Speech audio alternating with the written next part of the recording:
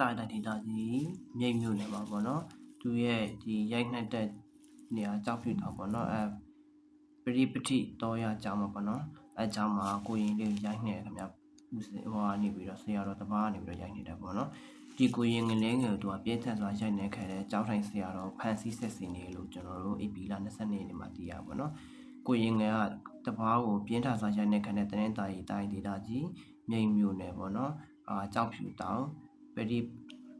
ရိပတိတော်ရကြောင်းကြောက်ထိုင်ဆရာတော်ဦးတေစာကိုတက်ဆိုင်ရာကဖန်ဆီးဆက်စင်မိမြနေတယ်လို့အမှုကိုလိုက်ပါဆောင်ရွက်နေတဲ့ဆရာတော်အရှင်သူနန္ဒာနေပြီးတော့မိတ်ထားပါခင်ဗျကြောက်ထိုင်ဆရာတော်ဦးတေစာကိုလက်ရှိပေါ့နော်ရက်ကြီးတန်ကာတရားမြို့နယ်တန်ကာတရားအဖွဲ့အပါဝင်မြို့နယ်ပေါ့နော်ရဲတပ်ဖွဲ့အာဏာပိုင်ပူးပေါင်းပြီးတော့ဒီနေ့ဧပြီလ22ရက်နေ့မနက်ပိုင်းဖမ်းဆီးနိုင်ခဲ့ကြောင်းပေါ့နော်လက်ရှိဆက်ဆေးမှုတွေပြုလုပ်နေစတာဖြစ်တယ်လို့သိရခင်ဗျလက်ရှိအခြေအနေတော့ဆရာတော်ဦးတေစာကိုလူဘောလဲပေးထားတာမျိုးမရှိသေးဘဲနဲ့တင်ကန်းဝန်းနဲ့ပဲဆက်ဆေးမေးမြန်းခြင်းပြုလုပ်နေကြောင်းသိရခင်ဗျဗီဒီယိုဖိုင်တက်လာတယ်ပေါ့နော်ဒီ location လိုက်စုံစမ်းတဲ့ data တောက်ရှိပုံကိုယ်တွေနဲ့ညှိနှိုင်းပြီးတော့အေးအေးယူဆောင်ရွက်နိုင်အောင်ဆောင်ရွက်နေတယ်လို့ကျွန်တော်သိရပါတော့ဒီမနေ့ကျူးလော်ခဲ့တဲ့သူကိုဖမ်းနိုင်ခဲ့တဲ့အခုတဒနာရေးနဲ့တန်ကတော့အဖွဲ့တွေပေါ့ဦးစင်းထင်တာရက်ကြီးတန်ကတော့လောင်နဲ့ဆက်စီနေပေါ့နော်ဖြစ်တာကျတော့တောရချောင်းမှာဖြစ်တာပေါ့နော်နေမီအနေနဲ့ကျင်းမြောက်ပြီးမဲ့ဖြစ်သွားတဲ့ပြဿနာကအကြီးကြီးဖြစ်နေတော့အထက်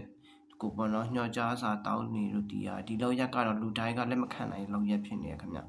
ဥစဉ်တီးရတော့လူကမလဲရသေးဘူးပေါ့နော်တီးရလို့အရှင်သူနယ်လာမိတ်ပါတယ်ခင်ဗျဆရာတော်ဦးတေစာကကိုရင်လေးကိုရိုက်နှက်နေတဲ့ရုပ်တာဖိုင်မနေ့ကစပြီးတော့လူမှုကွန်ရက်မှာပြန့်နှံ့ခဲ့တာခင်ဗျအဲ့ဒီနောက်ရန်ဟန်းတန်ကတော့ပြည်သူလူထုကြောင့်ဝေဖန်မှုတွေထပ်ပေါ်လာကရိုက်နှက်လာခိုင်းတဲ့ဆရာတော်ကိုထိရောက်စွာအရေးယူပေးမှုပြုလုပ်ပေးရတောင်းဆိုခဲ့ကြခင်ဗျအဲ့ဒီနောက်တန်ကတော့အဖွဲ့တွေမျိုးနယ်အာဏာပိုင်အဖွဲ့တွေကအချိန်တို့တွင်ဖန်ဆီးနိုင်ခဲ့ပြီးဖြစ်ကြအစိုးပါကိစ္စကသာသနာရေးတစ်ခုလုံးပေါ့နော်ပုံရိပ်နဲ့ဆိုင်တဲ့ကိစ္စဖြစ်နေတဲ့အတွက်အမှန်အတိုင်းထိရအရေးယူပဲလို့ပြောဆိုခဲ့ခင်ဗျလက်ရှိဖြစ်ပေါ်နေတဲ့ဒီသာသနာရေးဆိုင်ရာကိစ္စပေါ့နော်နေမီ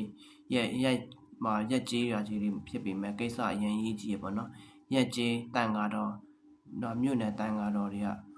ခရိုင်သာသနာရေးလောက်နဲ့ဆော့ဖြတ်လို့မရဘူးပေါ့နော်အထက်ညွှန်ကြားမှုနဲ့ဒါဆော့ဖြတ်ရနိုင်တဲ့ကိစ္စဖြစ်အမှအလေးတယူအရေးယူဖို့အမြန်ဆုံးဆောင်ရွက်ဖို့အချိန်မီတိုက်သွားအပ်ပါတယ်ပြောထားပါခင်ဗျခံဘောလောက်နဲ့အစမပြေဘူးပေါ့နော်လို့အရှင်သူနန္ဒာတစ်ဆက်တည်းမိတ်ပါတယ်ခင်ဗျအဆိုပါကိစ္စနဲ့ပတ်သက်ပြီးအသေးစိတ်သိရှိနိုင်တဲ့အတွက်မြိတ်မြို့တန်ကတော့ရေးထားတာကိုဖုတ်ဆက်ပြီးတော့ဆက်သွယ်ပြီးတော့ကြိုးစားခဲ့တယ်ခင်ဗျဆက်သွယ်လို့လည်းမရနိုင်ခဲ့ပါဘူးခုလိုကိုရင်ငယ်တပောက်ပြင်းထန်စွာရက်နေခဲ့တဲ့အပေါ်ပြည်သူတယောက်ကကျွန်တော်တို့ငယ်ကဘုန်းကြီးကြောက်မှလုပ်ခဲ့ပြီးပေါ့နော်ဘုန်းကြီးရိုက်တာဝါစိဝါချမ်းမောက်နှစ်ချမ်းခွဲရိုက်တာတွေးဆိုအောင်ရိုက်ခံရဘူးဒါပေမဲ့အုတ်ထိတ်တူအိုးပုံကြအောင်ရိုက်တယ်မျိုးခံစားရမှာနော်အခုအညိုတကြီးနဲ့ကိုကြီးလေးရိုက်တာပေါ့နော်ဦးစဲရဲ့မြတ်သားမှုနဲ့နှိမ့်စတယ်လို့ခံစားမိရလို့သူစိတ်မချမ်းသာဖြစ်ရလို့ပြောပြခင်ဗျကိုရင်ငယ်လေးကိုရိုက်နှက်ခဲ့တဲ့ရုပ်တံဖိုင်အမျိုးသမီးတယောက်ကရိုက်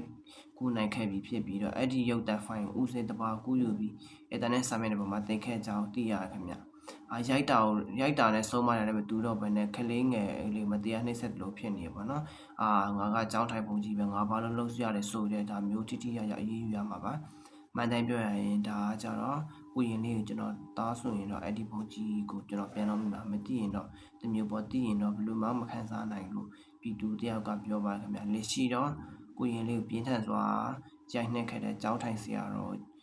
ဟိုပေါ့နော်အရေးယူမှုအခြေအနေပတ်သက်ပြီးတော့တဒနာရေးဘက်ကတင်းထုတ်ပြန်ခြင်းမရှိသေးပါဘူးလို့တော့ကြားသိရခင်ဗျ